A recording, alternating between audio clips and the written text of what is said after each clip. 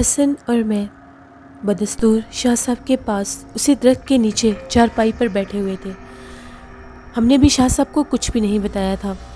تبھی شاہ صاحب بولے، حسن، تم اور تمہارا خاندان بہت زیادہ مصیبت میں ہو، بہت زیادہ مشکل ہو۔ گچھ مہاراج کے ہاتھوں تم لوگ بہت زیادہ مشکل میں ہو۔ ہم دونوں حیرت سے ایک دوسرے کے منہ کو دیکھنے لگے کہ شاہ صاحب کو کیسے پتہ چل گیا، جبکہ ہم نے ان کو شمائلہ کے بارے میں ابھی کچھ بھی نہیں بتایا تھا۔ یقیناً شاہ صاحب بہت روشن ضمیر انسان تھے۔ تبھی شاہ صاحب نے کہا، حسن، ابھی تمہیں یہاں سے جانا پڑے گا، تم یہاں سے چلے جاؤ، اللہ تمہاری رہنمائی کرے گا۔ لیکن شازل، تم ابھی یہاں سے نہیں جاؤ گے، تمہیں ابھی یہیں پر رکنا پڑے گا، مجھے تم سے کچھ ضروری باتیں کرنی ہیں۔ تبھی میں نے حسن کی طرف دیکھا۔ حسن حیرت سے مجھے دیکھ رہا تھا اور میں حسن کو دیکھ رہا تھا۔ ہمیں کچھ سمجھ نہیں آ رہی تھی کہ یہ کیسے ممکن ہے، شاہ صاحب کو کیسے پتہ چل گیا۔ حسن کا منہ بھی کھلا تھا حیرت کے ساتھ اور میرا بھی۔ پھر بھی وہ ہمیں تسلی دیے جا رہے تھے۔ امیر شاہ صاحب کو سب کچھ پتہ چل چکا تھا۔ انہوں نے بامہم الفاظ میں حسن سے کہا تھا کہ تم ابھی یہاں سے چلے جاؤ، لیکن حیرت انگیز بات یہ تھی کہ ہم نے انہیں بھی کچھ بھی نہیں کہا۔ پھر وہ اٹھے، واپس پلٹے اور چلے گئے۔ حسن کی آنکھیں بھی تعجب سے کھلی ہوئی تھیں اور میری بھی۔ کچھ دیر کے بعد حسن نے کہا، یہ کیا کہہ رہے تھے؟ انہیں کیسے معلوم ہوا کہ ہم لوگ پریشان ہیں؟ میں نے گردن ہلا کر کہا، حسن، میں تمہارے ساتھ ابھی نہیں جا سکتا، لیکن وقت آنے پر میں ضرور وہاں آؤں گا۔ مجھے صورتحال بتاتے رہنا اور سنو میری بات، جب تک تم مجھے واپس آ کر کچھ نہیں بتاؤ گے میں یہاں سے نہیں جاؤں گا۔ میں تمہارا انتظار کروں گا۔ بہتر یہی ہے کہ ابھی تم یہاں سے جاؤ، تمہیں جانا ہوگا، اللہ تمہاری مدد کرے گا۔ دیکھو، کسی سے ڈرنے اور پریشان ہونے کی ضرورت نہیں ہے، سب کچھ ٹھیک ہو جائے گا، ہمیں شمائلہ کا بھی پتہ چل جائے گا۔ حسن نے میری صورت دیکھی اور گردن ہلا کر بولا، خدا کرے کہ ہماری مشکل آسان ہو جائے، ہمیں ہماری مشکل کا حل مل جائے، میں ضرور تمہیں آ کر بتاؤں گا۔ شمائلہ کی گمشدگی تو شاید وہ سہ جاتے، لیکن میری گمشدگی کے بعد اللہ نہ کرے گھر میں کوئی بڑا حادثہ نہ ہو گیا ہو۔ میں نے حسن سے کہا، تم اس وقت یہاں سے نکلو، میں یہاں پر تمہارا انتظار کروں گا۔ میرا وہاں پر آنا ابھی ٹھیک نہیں ہے، لیکن جیسے ہی تمہیں میری ضرورت پڑے گی میں ضرور آؤں گا۔ اور سنو، خود کو اکیلے مت سمجھنا۔ حسن نے کہا، ٹھیک ہے، میں یہاں سے چلا جاتا ہوں اور اس کے بعد میں تمہیں اطلاع دیتا رہوں گا کہ وہاں کے کیا حالات ہیں۔ حسن وہاں سے نکل گیا اور چلا گیا۔ میں اسی جگہ پر سر پکڑ کر بیٹھ گیا۔ میں ان واقعات پر غور کرنے لگا۔ کیا عجیب سی دنیا تھی، کیسے کیسے واقعات رونما ہو رہے تھے۔ میں کس دنیا میں آ گیا ہوں؟ یہ ساری کہانیاں کہاں سے شروع ہوئیں اور کہاں تک لے آئیں؟ مجھے کچھ یقین نہیں آ رہا تھا۔ بے حد مشکل ہوتا جا رہا تھا سب کچھ۔ کوئی 11:30 بجے کا وقت تھا۔ زبیدہ باہر سے آئی اور بولی، آپ کو شاہ صاحب بلا رہے ہیں۔ میں احترام سے اندر گیا۔ ابھی میں اندر داخل ہی ہوا تھا تو شاہ صاحب سامنے اپنے حجرے میں بیٹھے ہوئے تھے۔ جیسے ہی امیر شاہ صاحب کے حجرے میں داخل ہوا تو وہ اپنے حجرے پر بیٹھے ہوئے تھے۔ تبھی میرے قدموں کی آہٹ سن کر کہنے لگے، آؤ شازل میاں، آؤ بیٹھو۔ میں ادب کے ساتھ ان کے سامنے بیٹھ گیا۔ ویسے تو ہر انسان کی ذات میں تجسس کا ایک پہلو ہوتا ہے۔ کوئی بھی الٹی سیدھی بات ہو اس کے علم میں آ جائے تو وہ جب تک اس کو جان نہ لے اس کو چین نہیں آتا۔ خیر جو بھی ہے، یہاں پر معاملہ کچھ مختلف ہے۔ بات سچ ہے کہ اگر انسان کے خون میں شرافت کا عنصر ہو تو چاہے کچھ بھی ہو وہ احسان کا دانہ نہیں بھولتا۔ تمہارا تعلق بھی ایسے ہی خاندان سے ہے، تم بہت اچھے انسان ہو، اسی لیے تم ابھی تک حسن کا ساتھ دے رہے ہو۔ میں نے ان سے پوچھا، آپ کو یہ سب کیسے معلوم ہوا؟ شاہ صاحب بولے، تھوڑی سی خبر گیری تو رکھنی پڑتی ہے، ہر شخص اپنا کام کرنا جانتا ہے، یہ سمجھ لو کہ میں بھی اپنا ہی کام کر رہا ہوں۔ میں خاموش بیٹھا رہا۔ امیر شاہ صاحب کے عظمت علم کے بارے میں اندازہ لگا چکا تھا۔ ایسی کون سی بات تھی جو وہ نہیں جانتے تھے، جبکہ میں نے ان کو کچھ بھی نہیں بتایا تھا۔ تبھی وہ بولے کہ میں تمہیں کچھ سمجھانا چاہتا ہوں۔ یہ سمجھ لو کہ ہم اس جہاں میں عجیب و غریب طرح سے زندگی گزار رہے ہیں۔ اس ایک جہاں میں اور بہت سے جہان اور بھی ہیں، اور ہر انسان کی ایک اپنی ذمہ داری ہے۔ ہر انسان اپنی ذمہ داری پوری کر رہا ہے، وقت آنے پر سب کچھ پتہ چل جاتا ہے۔ میں تمہیں کچھ بتانا چاہتا ہوں، وعدہ کرو کہ جس قدر میں تمہیں بتاؤں گا بس تم وہیں تک رہو گے، اس سے آگے تم نہیں بڑھو گے۔ شاہ صاحب میں کسی ایسی بات کا تصور بھی نہیں کر سکتا جس سے آپ کو کوئی تکلیف ہو. آپ جو کہیں گے میں بس وہی سنوں گا.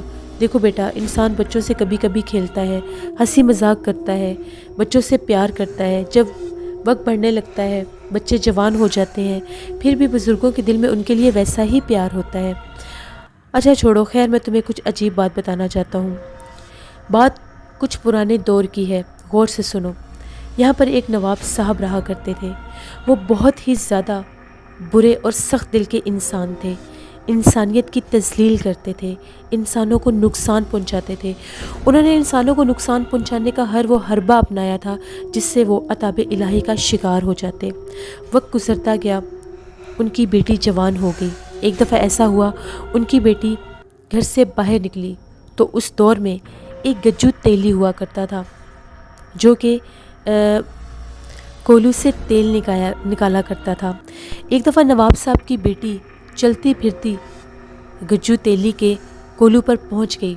جیسے ہی اس کی نظر گجو تیلی پر پڑی تو وہ اپنا دل ہار بیٹھی. اس کو گجو تیلی بہت ہی زیادہ پسند آیا. اس نے دیکھا کہ یہ تو بہت اچھی شکل و صورت کا بہت تندرست انسان ہے. وہ اس کی محبت میں گرفتار ہوگی. عشق بھلا کہاں دیکھتا ہے ذات پات اور یہ ساری چیزیں. نواب صاحب کی بیٹی اور اس کو عشق بھی ہوا تو گجو تیلی سے ہوا. جب نواب صاحب کو اس بات کا پتہ چلا تو نواب صاحب کا غضب اور بڑھ گیا. نواب صاحب نے گجو تیلی کے پورے خاندان کو زندہ جلوا دیا. وہ سب سو رہے تھے کہ ان کے گھروں کو آگ لگا دی گئی. ان کے گھروں میں بڑے چھوٹے بزرگ عورتیں بچے سب جل کر راکھ ہو گئے. یہاں تک کہ گجو تیلی بھی جل کر راکھ ہو گیا. جس وقت گجو تیلی جل کر راکھ ہو رہا تھا تو اس کوئلے کے مجسمے نے آنکھیں کھولیں، نواب صاحب کو دیکھا اور کہا، نواب صاحب یہ جو تم نے کیا ہے اس کی سزا تم اور تمہاری آنے والی تمام نسلیں بھگتیں گی. یاد رکھنا اس بات کو. تم نے ہمیں بے موت مارا ہے، تم نے ہمیں بے قصور موت دی ہے. دیکھنا وقت تم سے کس طرح سے انتقام لے گا. جیسے ہی گجو تیلی کے اس جلتے ہوئے کوئلے ہوئے مجسمے نے یہ بات نواب صاحب کو دیکھ کر کہی، اس کے ساتھ ہی وہ راکھ وہیں پر ڈھیر ہو گئی اور اس دھوئیں میں سے ایک سیاہ سایہ نکل کر غائب ہو گیا. اس کے بعد عجیب و غریب واقعات شروع ہو گئے. نواب صاحب کو دل کا دورہ پڑا اور وہ دنیا چھوڑ گئے. لیکن اس کے بعد جو انہوں نے ظلم ڈھائے تھے، اس کے بعد ان کے پورے خاندان پر مصیبتوں کے پہاڑ ٹوٹ پڑے. گجو تیلی جو کہ جل کر راکھ ہوا تھا، اس کے بعد گج مہاراج بن گیا.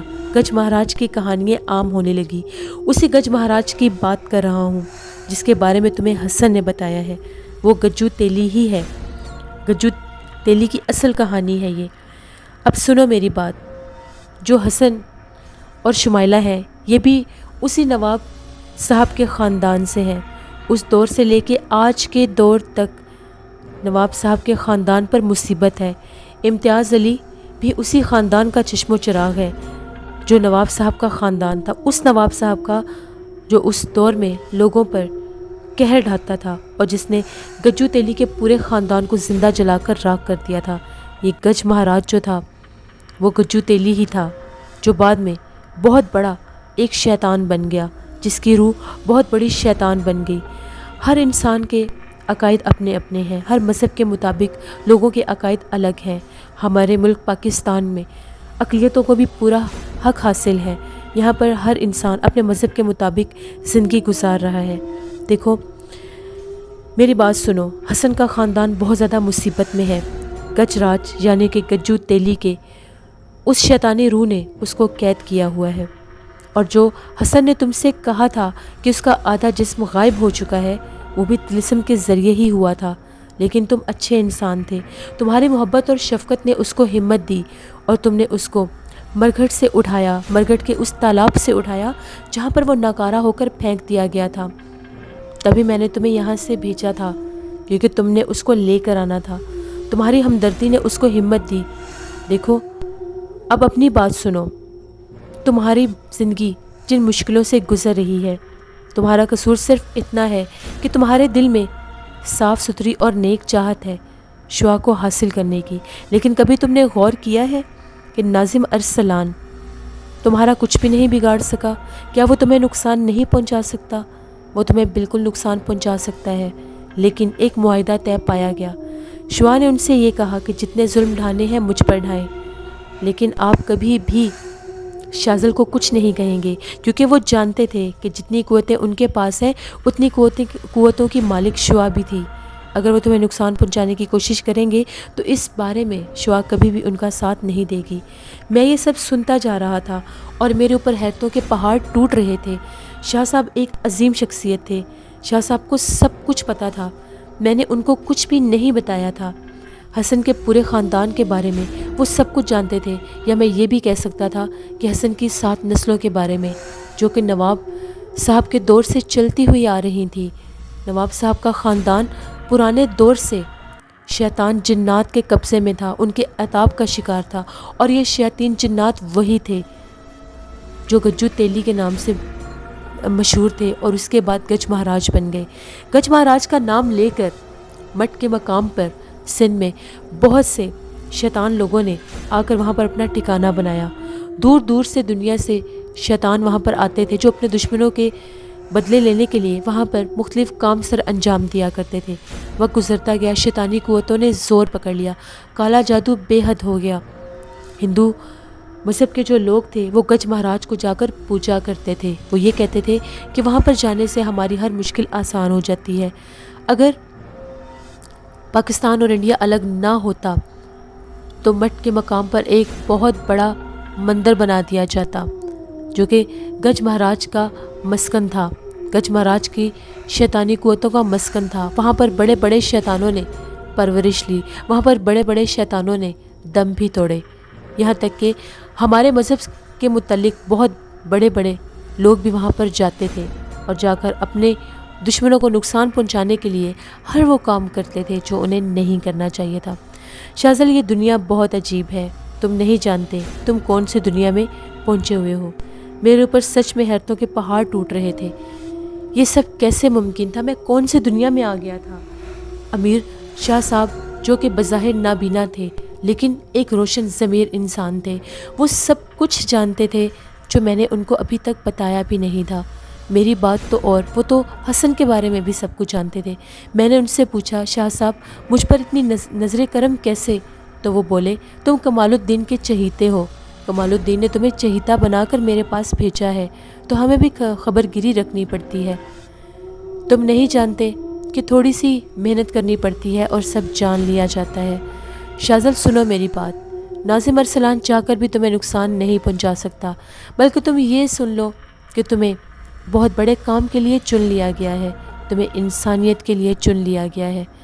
تم ایک بہت زیادہ نیک دل اور بہادر لڑکے ہو، شیطانی قوتیں بھی تمہارا کچھ نہیں بگاڑ سکیں گی، نہ ہی بگاڑ سکتی ہیں، یہاں تک کہ تمہاری وجہ سے نواب صاحب کے خاندان پر آئی مصیبت بھی ٹل سکتی ہے۔ ان لوگوں کو شمائلہ واپس مل جائے گی، لیکن تھوڑی سی محنت درکار ہے۔ میں چپ چاپ شاہ صاحب کی ساری باتیں سنتا رہا۔ اتنا علم ان کے پاس تھا، میں ان کی شخصیت کو لے کر بہت زیادہ اور پروقار ہو چکا تھا۔ شاہ صاحب بہت زیادہ روشن خیال تھے، بے شک آنکھوں سے نابینا تھے، لیکن اس کے باوجود وہ ہر علم رکھتے تھے۔ اللہ نے ان کو بہت زیادہ علم سے نوازا تھا۔ تبھی میں نے امیر شاہ صاحب کو کہا، میری رہنمائی کیجیے۔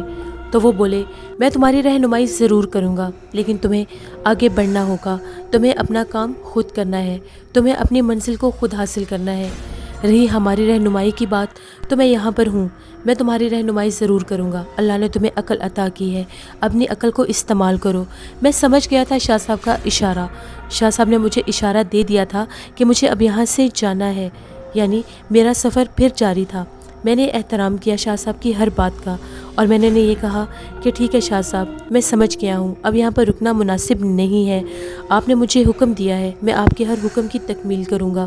امیر شاہ صاحب نے مجھ سے کہا، دیکھو بیٹا، میں تمہارے ساتھ ہوں، میری دعا تمہارے ساتھ ہے، تمہارے بارے میں خبر گیری مجھے ملتی رہے گی، کیونکہ تم کمال الدین کے چہیتے ہو تو اب تم ہمارے بھی چہیتے ہو، یقین مانو میں تم سے دل سے انسیت رکھتا ہوں۔ تبھی شاہ صاحب نے مجھے چپ ہونے کا اشارہ کیا۔ ایسا لگ رہا تھا شاہ صاحب کسی نہ دکھنے والے وجود سے مخاطب ہیں۔ گفت و شنید چل رہی تھی، شاہ صاحب ان کو سمجھا رہے تھے کہ اس بچے کو نقصان نہیں دینا، اس کو کچھ بھی نہیں کہنا، اس کا مقصد غلط نہیں ہے، یہ عزت کو داغدار نہیں کرنا چاہتا، اس نے تو بس پاک صاف محبت کی ہے، چاہت کی ہے، اس کا حصول حاصل کرنا نہیں ہے۔ لیکن ادھر سے بار بار یہی جواب آ رہا تھا، نہیں شاہ صاحب یہ ممکن نہیں ہے، ایسا نہیں ہو سکتا، بات بیٹی کی ہے، بات برادری کی ہے، بات خاکی اور آتشی فرق کی ہے، شاہ صاحب جو یہ چاہتا ہے وہ نہیں ہو سکتا۔ ایسا لگ رہا تھا کہ شاہ صاحب میرے بارے میں کسی سے بات کر رہے ہیں، ایسا لگ رہا تھا شاہ اور میرے بارے میں باتیں ہو رہی ہیں، لیکن وہ کسی طور پر ماننے کے لیے تیار نہیں تھے۔ یعنی شاہ صاحب میری بہت زیادہ حمایت کر رہے تھے، شاہ صاحب انہیں سمجھانے کی کوشش کر رہے تھے کہ شعاع کو جس طرح عطاب کا شکار کیا جا رہا ہے اس کو اتنا عطاب کا شکار نہ کیا جائے، بلکہ اس کو بھی زندگی گزارنے کا حق دینا چاہیے۔ لیکن آتشی مخلوق کسی طور پر شاہ صاحب کی کوئی بات سننے کے لیے تیار نہیں تھے۔ میں چپ چاپ یہ سب کچھ سنتا جا رہا تھا، میرے اوپر حیرتوں کے پہاڑ ٹوٹ رہے تھے۔ کوئی نہ دکھنے والا وجود مسلسل شاہ صاحب کے ساتھ مخاطب تھا، وہ آواز کہاں سے آ رہی تھی میں نہیں جانتا، میں بس حیرت سے سب باتیں سن رہا تھا، چپ چاپ سن رہا تھا۔ ابھی تک ان دونوں میں گفت و شنید چل رہی تھی، میں بہت دیر تک سنسنی کا شکار رہا، پھر میں احترام سے شاہ صاحب کی طرف دیکھنے لگا، تبھی بار بار میرا نام لیا جا رہا تھا۔ تبھی شاہ صاحب نے کہا کہ ٹھیک ہے، پھر مجھے گج مہاراج کے خلاف کوئی طریقہ اختیار کرنا پڑے گا، مجھے کوئی ایسا کام کرنا پڑے گا۔ شاہ صاحب نے میری طرف دیکھا اور پھر بولے۔ میں اٹھنے لگا تو شاہ صاحب نے کہا رک جاؤ، میں نے ابھی تمہیں اجازت نہیں دی۔ میں سمجھ رہا تھا شاہ صاحب نے مجھے اجازت دی ہے کہ مجھے گج راج کے خلاف کوئی اقدام کرنا ہے۔ تبھی شاہ صاحب نے کہا اگر وقت گزاری کے لیے جانا چاہتے ہو تو چلے جاؤ، میں سمجھ نہیں پا رہا تھا۔ میں نے پوچھا کس طرف؟ تو شاہ صاحب نے کہا میری مراد ان لوگوں سے ہے جو خیمہ زن ہیں، تمہارے دوست، وہ تمہارے ساتھی، دیکھو وہ تمہارے پاس ضرور آئیں گے، غور سے سنو، ان کو تسلی دینا اور کہنا کہ تم ان کی بہن کی تلاش کر رہے ہو، انشاءاللہ وہ ضرور مل جائے گی۔ بھلا کس کی کیا مجال ہے کہ اس کو کوئی نقصان پہنچا سکے؟ مارکا زبردست رہے گا اور تمہیں بھی مارکے کے لیے تیار رہنا ہے۔ شازل تمہاری پشت پناہ پر میں ہوں، لیکن تمہیں ہمت سے کام لینا ہے، جہاں تمہیں ضرورت پڑے گی تمہیں آگے بڑھنا ہوگا۔ میں نے شاہ صاحب کو کہا جی شاہ صاحب میں ہر خطرے کے لیے، ہر اقدام کے لیے تیار ہوں۔ میرا سر بری طرح سے چکرا رہا تھا، میں ایک انوکھی دنیا میں پہنچ گیا تھا، یہ سلسلے کہاں سے کہاں پر آ گئے میں نہیں جانتا تھا، لیکن مجھے اس بات کا فخر تھا کہ میرا ناکارہ وجود کسی کی مدد کے لیے تیار ہے، کسی پرعزم کام کے لیے تیار ہے۔ بھلا میں تو اپنے آپ کو کسی قابل بھی نہیں سمجھتا تھا، کیا میں اس قابل تھا کہ میں کسی کی مدد کر سکوں؟ کیا شعاع نے مجھے اس مقام پر پہنچا دیا تھا کہ آج انسانیت کی مدد کے لیے میرا سہارا لیا جا رہا تھا؟ یہ سب باتیں میرے لیے کسی اعزاز سے کم نہیں تھیں۔ بہرحال ناظم ارسلان کی اور میری بات تو اپنی جگہ رہ گئی تھی، لیکن اب درمیان میں گجو تیلی بھی آ گیا تھا، جس کے بالمقابل مجھے شاہ صاحب نے کھڑا کر دیا تھا۔ اب مجھے اس کے ساتھ مارکا مارنے کی، اس کا مقابلہ کرنے کی پوری تیاریاں کرنی تھیں۔ شاہ صاحب نے مجھے ہر بات سمجھا دی تھی، شاہ صاحب نے مجھے ساری صورتحال بتا دی تھی، میں نے خود کو مسلح کر لیا تھا اور اس رات میں خاموشی سے مٹھ کی جانب چل پڑا۔ حکومت پاکستان نے اقلیتوں کو مکمل تحفظ دیا ہے، ان کے لیے ہر طرح کی سہولتیں فراہم کی گئی ہیں۔ پاکستان کے بہت سے علاقوں میں ہندو، سکھ، عیسائی سکون کی زندگی بسر کر رہے ہیں، اپنے اپنے مذہب کے مطابق، اپنے اپنے عقائد کے مطابق وہ ہر کام کر رہے ہیں جن میں ان کو پوری آزادی حاصل ہے، اور اقلیتوں نے بھی اس کا کوئی ناجائز فائدہ نہیں اٹھایا تھا۔ ہر کوئی اپنی حد میں رہ کر اپنے عقائد کے مطابق اپنی زندگی گزار رہا تھا۔ کبھی بھی کسی نے کوئی ایسا کام نہیں کیا تھا کہ جس کے خلاف کوئی قانونی کارروائی یا کوئی ایسا اقدام کرنا پڑے۔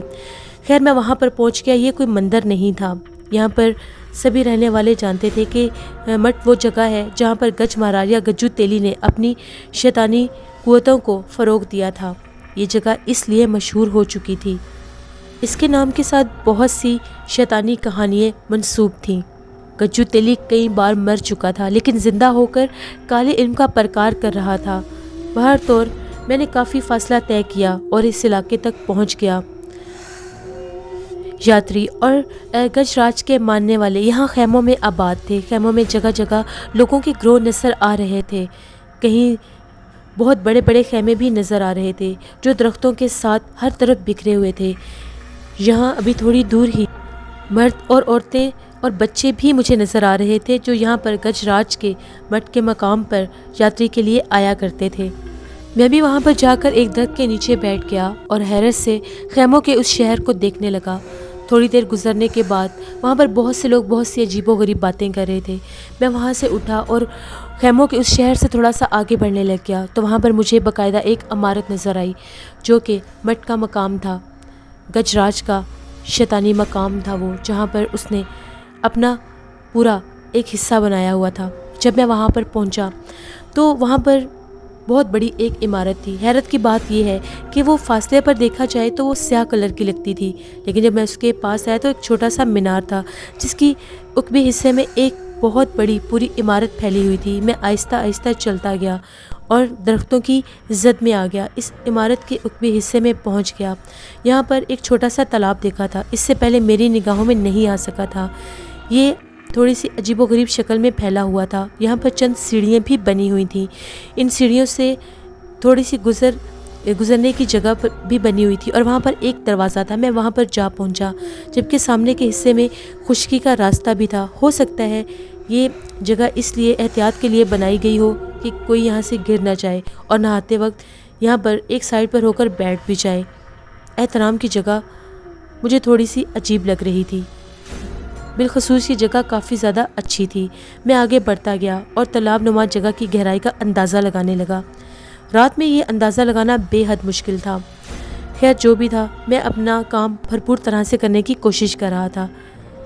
میں نے سینے تک اس میں اتر گیا اور پانی میرے سینے تک آ گیا۔ آخری سیڑھی پر ابھی میرا پاؤں نہیں تھا، ابھی آخری سیڑھی پر میرا پاؤں جانا تھا۔ ایک دم سے مجھے عجیب سا لگا، میں ایک لمحے کے لیے رک گیا، مجھے تھوڑی سی مشکل پیش آ رہی تھی۔ بہرحال قرب و جوار کا جائزہ لینا بہت ضروری تھا، چنانچہ میں سیڑھیوں کے اور قریب ہوتا گیا۔ ابھی میں وہیں پر تھا، پھر بھی میں آگے بڑھتا گیا۔ مجھے ایسا لگ رہا تھا کہ جیسے وہاں پر کوئی عبادت کر رہا ہو، عجیب و غریب سا معاملہ تھا۔ پھر بھی میں بلا جھجک آگے بڑھتا گیا اور سیڑھیوں کو کراس کرتا ہوا، طے کرتا ہوا ایک دروازے کے پاس پہنچا اور بلا جھجک میں نے اندر پاؤں رکھ دیا۔ میں نے دروازے کو کھول دیا۔ ایک بہت بڑی راہداری تھی، مجھے نہیں پتا تھا کہ وہ راہداری کہاں تک جا رہی ہے، اور وہ راہداری دونوں اطراف میں پھیلی ہوئی تھی، بڑی بڑی دیواریں تھیں اور دور دور تک خاصی روشنی پھیلی ہوئی تھی۔ میں گمسم سا تھا، عجیب و غریب سانسیں لے رہا تھا۔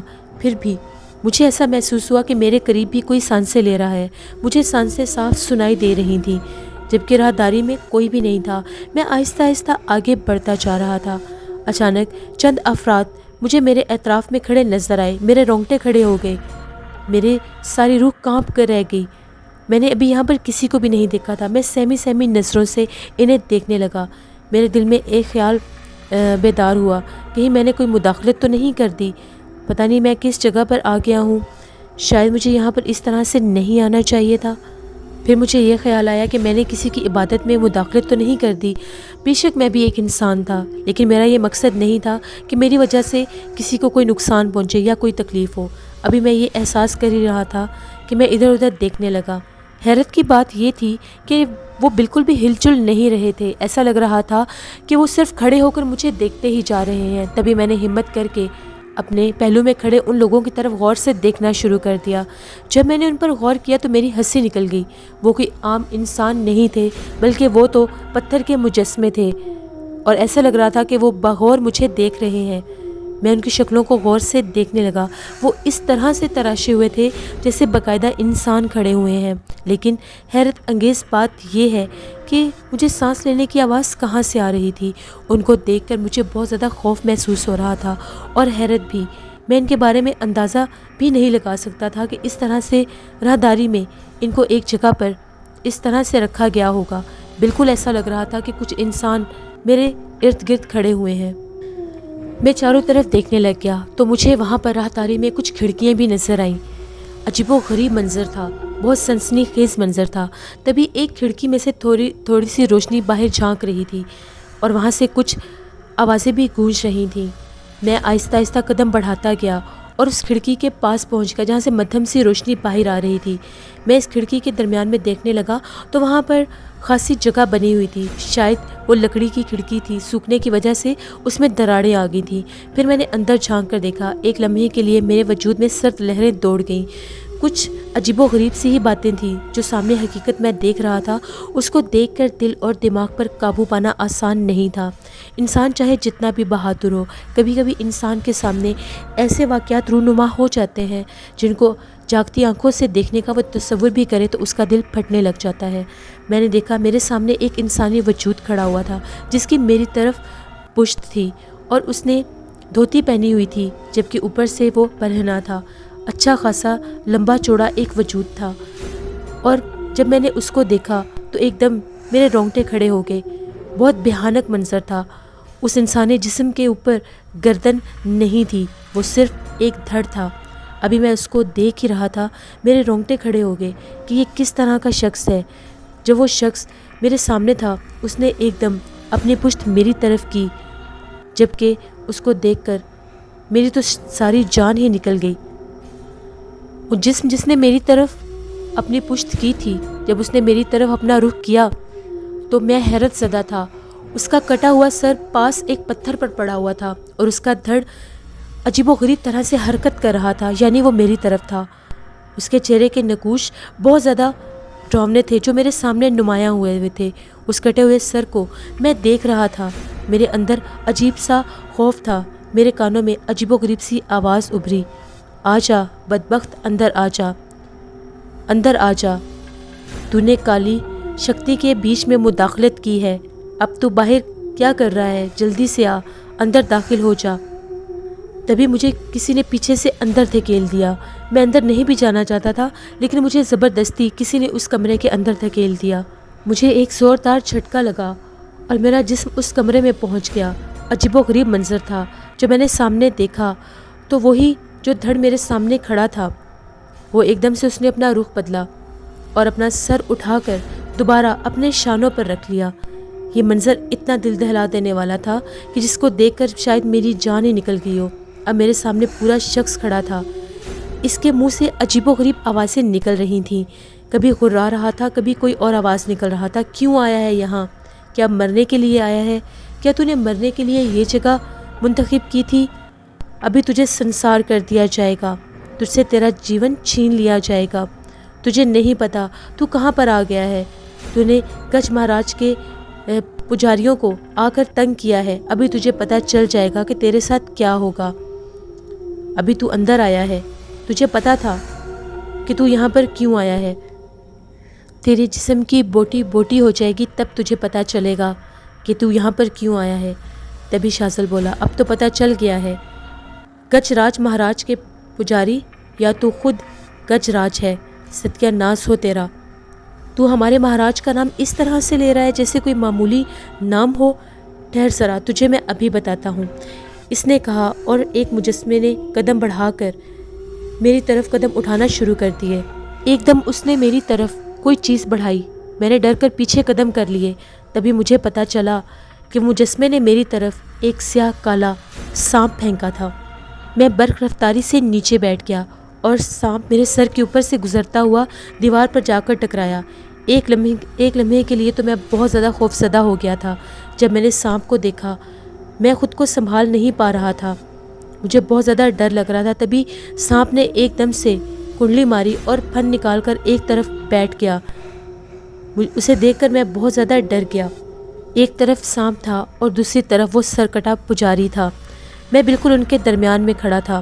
ایسا لگ رہا تھا کہ ان دونوں میں سے ابھی کوئی بھی مجھ پر حملہ کر سکتا ہے۔ ایسا لگ رہا تھا کہ میری موت کا وقت بالکل قریب ہے اور میں بالکل موت کی طرف جا رہا ہوں۔ تبھی ایک دم سے ایک طرف سے وہ پجاری اور دوسری طرف سے سانپ مجھے گھور رہا تھا۔ میں نے چاروں طرف گھبراہٹ سے نظر گھمائی تو ایک دم سے مجھے اس کمرے میں ایک بہت بڑا سیاہ کپڑا نظر آیا۔ میں نے بہت تیزی کے ساتھ اس کپڑے کی طرف قدم بڑھائے۔ پجاری حیرت سے میری طرف دیکھ رہا تھا کہ آخر میں اس کپڑے کا کیا کروں گا۔ تبھی میں نے اس کپڑے کو اٹھایا تو وہ ایک بہت بڑا سیاہ کمبل تھا۔ پجاری پھر بھی حیرت میں مبتلا تھا کہ میں اس کمبل کو کیا کروں گا۔ میں نے نظریں پجاری پر رکھی اور کمبل کو کھولنے لگ گیا۔ وہ ذرا برابر بھی نہیں جانتا تھا کہ میں نے یہ کمبل سانپ کے لیے اٹھایا ہے۔ تبھی میں نے برق رفتاری کے ساتھ وہ کمبل سانپ کے اوپر پھیلا دیا۔ گویا کہ سانپ بھی بہت بڑا تھا اور بہت طاقتور سانپ تھا، لیکن وہ کمبل بھی بہت موٹا اور بہت بڑا تھا۔ سانپ پوری طرح سے کمبل کے اندر لپٹ چکا تھا اور میں نے اچھی طرح سے اس کو قابو کر لیا تھا۔ تبھی پجاری کو اندازہ ہوا کہ اس کا دشمن کافی زیادہ چالاک ہے۔ اس کو اندازہ بھی نہیں تھا کہ میں اس طرح سے سانپ کو اپنی لپیٹ میں لے لوں گا۔ جیسے ہی میں نے سانپ کو کنٹرول کیا تو پجاری نے ایک دم بہت زوردار چھلانگ لگائی۔ میں یہ سمجھا تھا کہ اس نے چھلانگ میرے اوپر لگائی ہے، لیکن وہ دروازے سے باہر نکلنا چاہتا تھا۔ تبھی میں نے سانپ کو وہیں چھوڑا اور پجاری کو کمر سے پکڑ لیا اور اس کو زور سے دبوچ کے زمین پر گرا دیا، یہاں کہ ہم دونوں میں گتھم گتھا شروع ہو گئی۔ وہ مجھے مار رہا تھا بری طرح سے اور میں اسے۔ بے شک وہ بہت بھاری بھرکم جسم کا مالک تھا اور اس میں طاقت بھی بہت زیادہ تھی۔ میں نے اس کو بہت زیادہ مارا، اس کے سینے میں ٹکریں ماری، لیکن اس کے بعد وہ مجھ پر حاوی ہو گیا۔ اس نے بہت زور سے میرا گلا پکڑ لیا اور بہت بری طرح سے میرا سانس کھینچنے کی کوشش کر رہا تھا۔ مجھے بھی ایسا ہی لگ رہا تھا کہ جیسے ابھی میرا سانس رک جائے گا اور شاید میری جان نکل جائے گی۔ میری آنکھیں باہر نکل آئی تھیں۔ تبھی مجھے ہمت ملی، میں نے اس کی بغلوں میں ہاتھ ڈال کر ایک زوردار ٹکر اس کے چہرے پر ماری، اس کے سینے پر وار کیا تو وہ بہت زور سے پیچھے جا کر گرا اور ایک مجسمے سے ٹکرایا۔ وہ پھر دوبارہ سے اٹھا اور میری طرف لپکا۔ جیسے وہ میری طرف لپکا میں نے اٹھ کر اس کے سینے میں پھر ایک زوردار ٹکر ماری۔ اس کا دھڑ الگ ہو گیا اور سر الگ ہو گیا۔ جیسے ہی اس کا سر دوبارہ سے زمین پر گرا، میں نے اس کو سر سے پکڑ کر اس کا سر زور زور سے زمین پر پٹکنا شروع کر دیا۔ جیسے ہی میں اس کا سر پٹک رہا تھا، اس کا پورا دھڑ تڑپنے لگ گیا، یہاں تک کہ اس کے ناک منہ سے خون جاری ہو گیا۔ جسم ایک طرف تڑپ رہا تھا اور سر ایک طرف تڑپ رہا تھا۔ تبھی اس کی حلق سے آواز بھی نہ نکل سکی اور وہ وہیں پر ساکت ہو گیا، یعنی وہ پجاری وہ میرے ہاتھوں مر چکا تھا۔ ابھی میرا سانس بحال نہیں ہوا تھا کہ میری کمبل پر نظر پڑی جس کے نیچے سانپ اچھل رہا تھا۔ ایسا لگ رہا تھا کہ سانپ ابھی میرے اوپر حملہ کر دے گا۔ میں نے ابھی ایک بہت بھاری بھرکم انسان سے جنگ کی تھی، اب میرے میں دوبارہ ہمت نہیں تھی کہ میں سانپ سے بھی لڑائی کر سکوں۔ میں نے خود کو سنبھالنے کی کوشش کی، ادھر ادھر دیکھا تو وہی مجھے مجسمہ نظر آیا۔ میں مجسمے کے قریب گیا، مجسمے کو اٹھانے لگا۔ وہ کافی زیادہ وزنی تھا، میرے وجود میں ابھی اتنی طاقت نہیں تھی، اس کے باوجود میں نے ہمت نہیں ہاری۔ میں مجسمے کو گھسیٹتا ہوا کمبل کے قریب لایا اور میں نے اس مجسمے کو کمبل کے اوپر پھینک دیا۔ جیسے وہ مجسمہ کمبل کے اوپر گرا، سانپ اس کے نیچے ہی کچلا اور مر گیا۔ لسنرز، اب آگے آپ دیکھیں گے کس طرح سے شاذل گج راج کے اس مٹ کے مقام پر شیطانی قوتوں کا مقابلہ کرے گا۔ کیا شاذل کامیاب ہو جائے گا یہاں سے شمائلہ کو باہر نکالنے کے لیے؟ کیا یہاں پر اس کا سامنا بے حد شیطانی اور ڈراؤنی قوتوں سے ہوگا؟ یہ سب کچھ جاننے کے لیے آپ لوگوں کو دیکھنی پڑے گی جن زادی ناول کی اگلی ایپیسوڈ۔ آئی ہوپ آپ لوگوں کو ناول بہت زیادہ پسند آ رہا ہوگا۔ کل میں آپ لوگوں کے ساتھ اس کی ایپیسوڈ پوسٹ نہیں کر سکی، انشاءاللہ اب ریگولر میں اس کی جو نیکسٹ ایپیسوڈز ہیں وہ ڈیلی بیسس پر پوسٹ کیا کروں گی۔ جن لوگوں نے ابھی تک میرے چینل کو سبسکرائب نہیں کیا، میرے چینل کو ضرور سبسکرائب کریں۔ میرے چینل پر آپ لوگوں کو اسی طرح سے بہت زیادہ ڈراؤنے ناول سننے کو ملیں گے۔ اپنا بہت سا خیال رکھیے گا۔ Thank you for watching, stay blessed, اللہ نگہبان۔